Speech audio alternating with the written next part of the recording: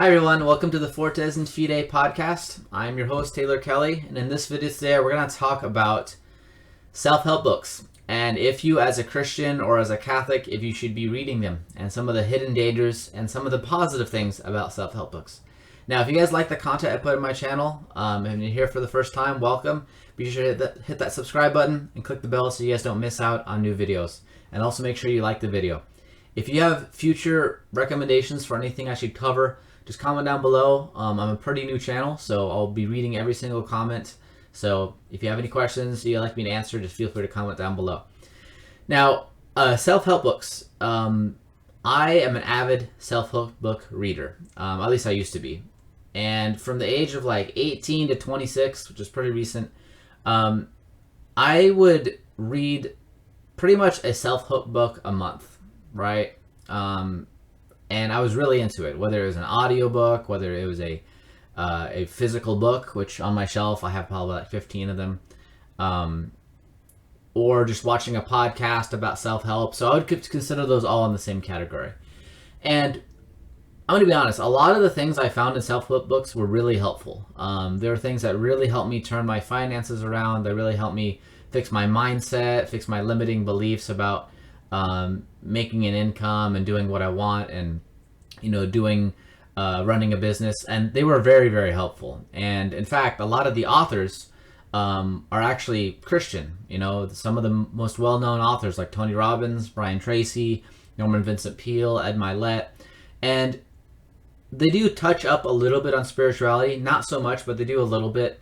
And I did appreciate that. But at the same time, they're trying to appeal to a mass audience. So I totally get it. They're not going to be going into those spirituality kind of details. However, there's a certain thing universally in every self-help book. And if you've read a lot of them, you probably can recognize this pattern. And it's in the title, self-help, right? So there's this idea in self-help books where you are relying purely on yourself. You are the master of your own destiny. You can manifest the dreams you have, right? So like in things like The Secret, like you manifest. Now,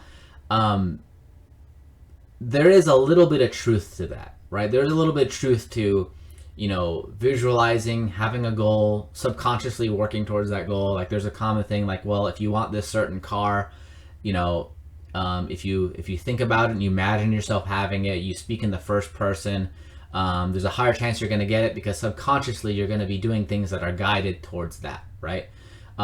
Which is true. I can say that has actually worked. Yet, there's a big issue with this. And especially if you're a practicing Catholic, you're going to recognize this, that if you rely purely on yourself for everything, you rely purely on yourself for your own happiness, for your own gain, for your own satisfaction, you're going to lead into despair eventually. Okay, and I know I did. I kind of went through this, this toxic positivity loop where I would read a self-help book or do a seminar or do a course. I'd feel really good for about maybe a week, maybe longer, maybe a whole month.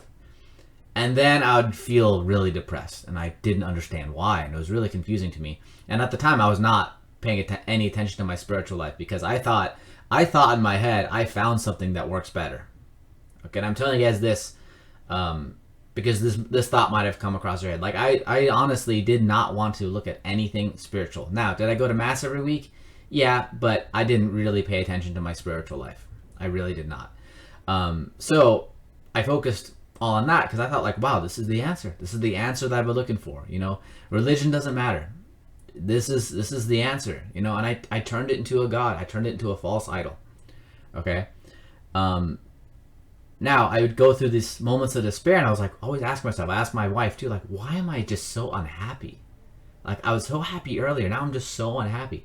So then what would I do? Well, I would buy another self-help book, right? I'd buy another self-help book, or I would go to another, buy another course, or watch a podcast, watch like an hour-long podcast while I take a walk, talking about, being positive and grinding and, just doing all these things. And eventually I reached a point where I started to realize like, wow, this stuff is actually really superficial.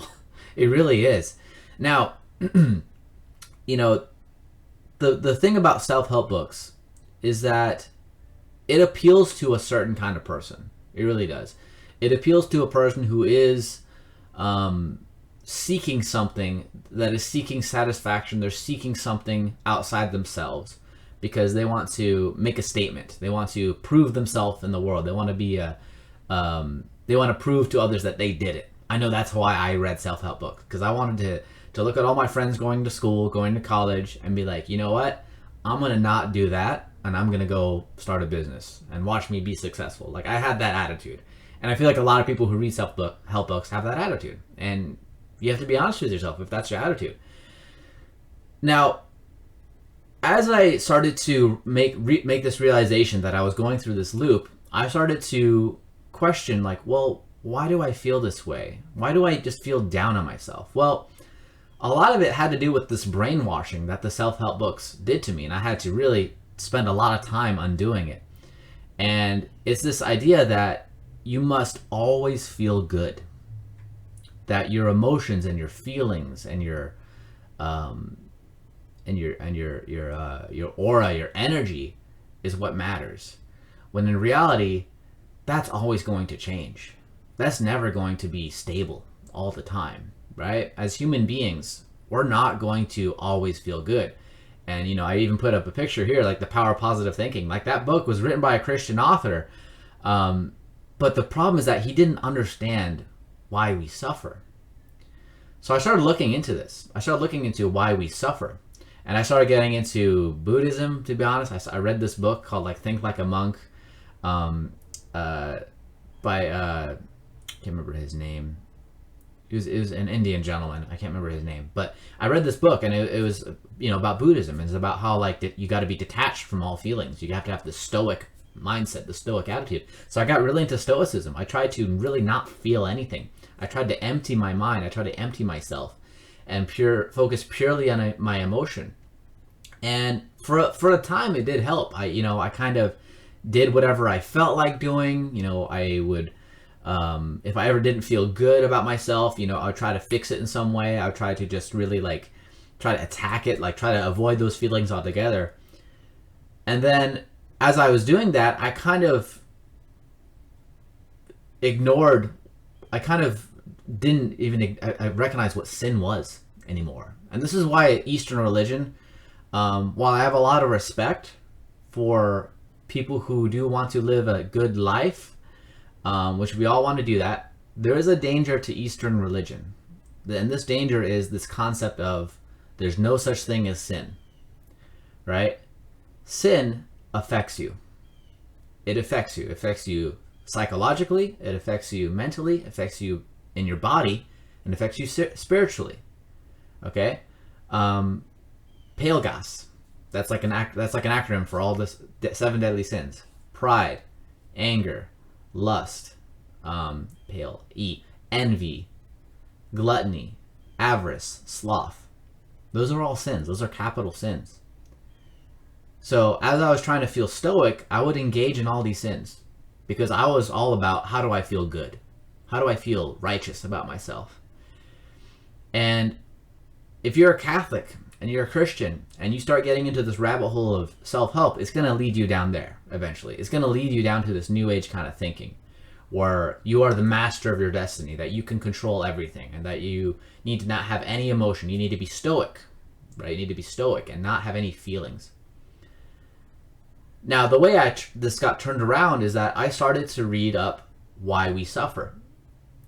And the only answers I could really find, believe it or not, were reading the lives of the saints. Reading the lives of St. Augustine, St. John of the Cross, St. Teresa of Lisieux, St. Teresa of Avila. Just the life of Christ.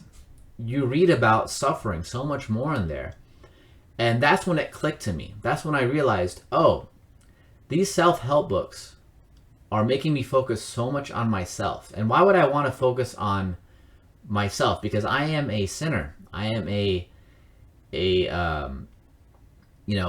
I'm a disordered human being. I know that's not, no one wants to hear that, especially if you read a lot of self-help books. You never want to talk negative about yourself. You want to look in the mirror and you want to say, I'm confident, I'm proud, I'm happy. You want to say those things. Trust me, you guys, I've done it. And I felt like a fool saying it. I still feel like a fool saying it now. Okay? And if you have to constantly trick yourself into feeling that way, then you're not really truly happy. You're not truly able to accomplish the things you want to accomplish, right? And one of the things that is completely opposite to self-help books that you find in more spiritual books, like in Life of the Saints, is recognizing your own humility, is recognizing that you must be humble, and you recognize that God is the source of all good, and that our hearts need to be turned towards Him and not ourselves. Because if we worship ourselves, we are committing the same sin that Adam and Eve committed in the Garden of Eden. They committed the sin of believing that they can become God. And the problem with self-help books is that it's ordered towards the self. It's ordered towards how can I get everything I want. Me, me, me, me, me. Where in reality, you get so much more fulfillment, so much more of a life force when you focus on God, when you focus on the things of God, when you focus on the kingdom of heaven, not the things of this earth. And that, you guys, that's when I found true peace. When I find true peace. Now, do I feel great all the time? Absolutely not. Okay, there's plenty of days. Like just yesterday, I woke up feeling really terrible. I didn't feel great at all. I still did my prayers. I still did the rosary. I still did all those things, and I still wasn't feeling that great. But you know what difference I make now is that I realize, okay, the reason why I feel bad right now is because I was not made to be happy eternally on this earth. I was made to be happy with the Father in heaven, with the saints. That's where eternal happiness lies, where the devil will no longer tempt me, that he will be completely out of my life. He'll be gone. While we're here on this earth, the devil is constantly trying to pull you away from God. He is on a mission to pull you away from the Heavenly Father. He wants to drag you down by any means necessary, by tricking you, by making you read these self-help books, right? By making you believe that you can be the master of your own destiny. Whereas God, who is infinitely good and infinitely loving, wants you to be drawn to Him. He wants you to come to Him. And when you change your mindset in that way, when you realize, oh, this suffering is only temporary, it's going to remind you, it's going to tell you that, look, this is great. Because I know that this is not going to last forever. This pain I'm suffering, this pain I'm going through, maybe this heartbreak I'm going through, or this bad thing that happens to me, it's not forever. And it just comes to prove, and it's a constant reminder that we are not going to find eternal happiness on this earth. It's a constant reminder. And that's how I look at it now. Whenever I'm not having a good day or things don't go my way, I look at it as a gift from God, as a reminder saying, oh, that's right, you're right. I am not supposed to be happy on this earth all the time. Now, can I have temporary happiness? Yeah, God wants you to have that. He wants you to have a little taste of it, because that's a little taste of what it's going to be like in heaven, where it's eternal bliss. Now, our world today has a hard time believing in that. They have a hard time accepting that. You know why? Because in order to get there, you have to give up sinning. Right? Now, I'm going to be honest with you guys. When I made this transition from reading self-help books to reading the lives of the saints, especially the Confessions of St. Augustine, it was hard.